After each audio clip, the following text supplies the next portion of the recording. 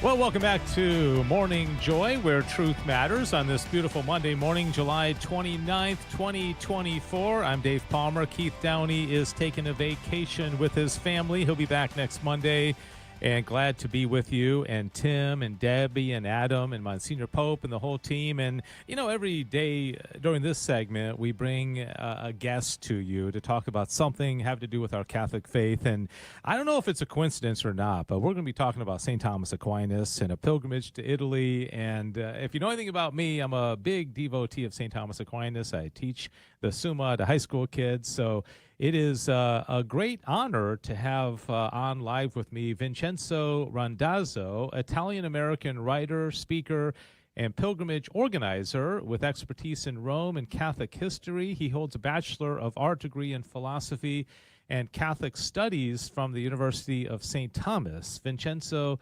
has led Catholic pilgrimages, produced viral videos in Rome, and he's organized faith-based events all over the world. He has an upcoming St. Thomas Aquinas pilgrimage in Italy and is going to talk about that during this segment. So he is here with us. Vincenzo Randazzo, thank you very much for being with us. Very nice to meet you. It's a joy. It's a joy to be here. Can you hear me all right? I can, yeah, loud and clear. So let me ask you, before we talk about the pilgrimage and a little bit, I've already said a little bit about yourself and some of your educational background. How did you first kind of come across Aquinas and develop a devotion to him, and how his teachings impacted your life? Yeah, sure. If I may say that I'm hearing a little bit of an echo. I don't know if Okay, I think Tim can probably figure take that care out. of that. Yeah. Okay.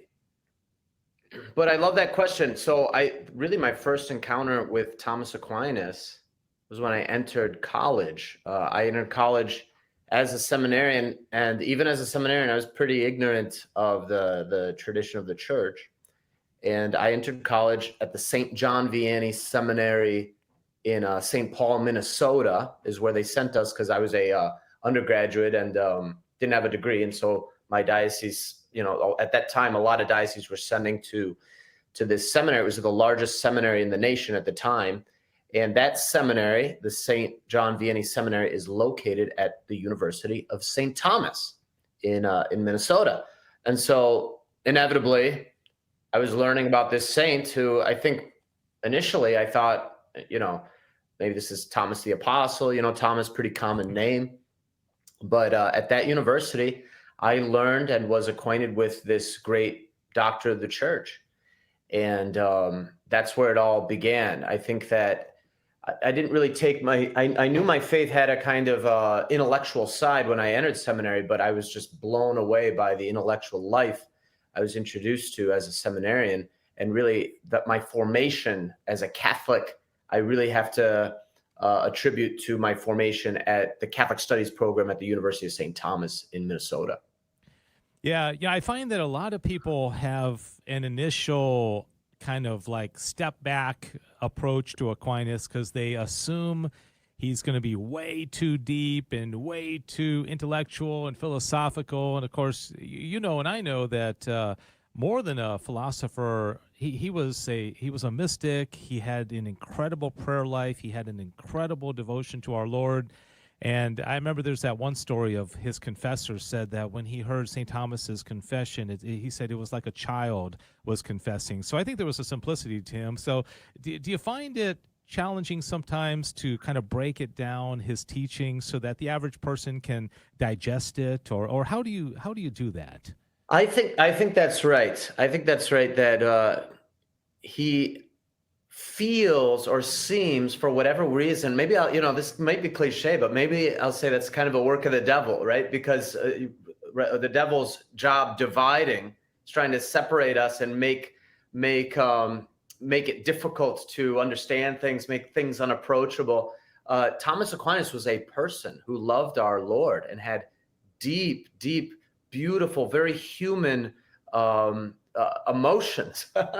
And I have to laugh, thinking about how often people think, oh, well, the Summa Theologia, this is very dense, and Thomas is very distant. Really, he's basically a brain on a stick. That's really what Aquinas is, right? That's kind of how people think of Thomas. but it couldn't be further from the truth. The man was truly a deeply human, I think is the best way to see it, deeply understanding the human person at a deep level, really, in fact, gifted by God to be able to understand the human at the deep level. So the question then becomes, okay, how can I prove that? How can I have a better connection with Thomas in that way? And, I find that one of the best ways, if not the best way to do that, is to go on pilgrimage and really encounter the saint in the places he was, where he was born, where he lived, where he taught, where he died in Fossanova, which is sort of initially, I was doing a lot of research on how to do a good Thomas Aquinas pilgrimage within Italy. He was also outside of Italy, but we wanted to stay close to Rome. And you really find, wow, this was a man who lived and breathed and thought and had friends and had enemies. And while looking over the vast valley over San Giovanni in Campano, for example, where he was imprisoned, you really get a sense of, wow, this is where he had a sense of God's creation. Because looking out at this view, you couldn't not be inspired. So for me, I think that's a huge way to enter deeper into a relationship with Thomas, right? As Catholics, we know that our relationship with the saints draws us closer into a relationship with Christ. And I would say, a doctor of the church, the greatest theologian, really the greatest philosopher after Plato, Aristotle, it's a great way to really be renewed by our mind, renewed in our mind, like as St. Paul says. Yeah. So, what are the particulars of the pilgrimage? You've already mentioned a couple of the stops, and the theme of it being, of course, St. Thomas Aquinas and reliving some of the important times in his life. When are you going? Have you done this before? What kind of response have you gotten? Is this the first time you've done this, or have you done it before? No, I've done it before. I did it actually with Providence College as their pilgrimage. Providence College, we know, is a Dominican university in the United States, and it was actually the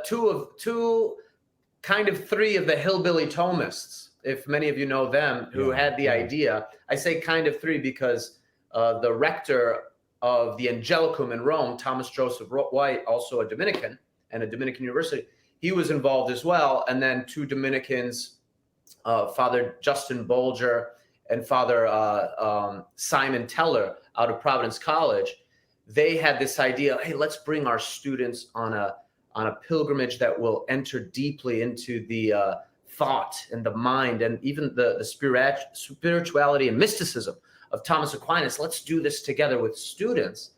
And, I noticed living in Rome, St. Francis, God bless him. I have a great devotion to St. Francis. And in Italy, you'll find it's like, oh, wow, look, here's the chair where St.